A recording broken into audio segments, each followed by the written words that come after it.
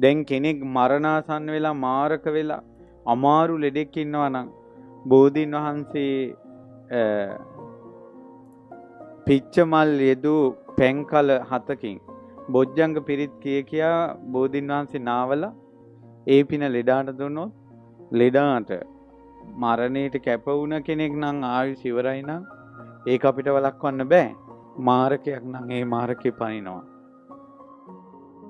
ඒක වෙන්නේ බෝධීන් වහන්සේට උපස්ථාන කිරීම තුලින්.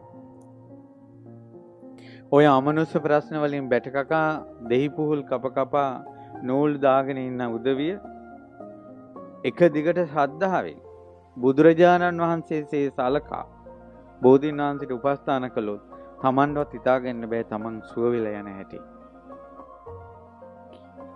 බෝධි පූජාවක්වත් මිනිස්සෙක් කරගන්න තේරෙන්නේ නැහැ. ඒක හරියට මේ වගේ මහා නිදානයක් තියෙනවා ගන්න කෙනෙක් නැහැ. ඒකට නිදානේ ඵලෙද?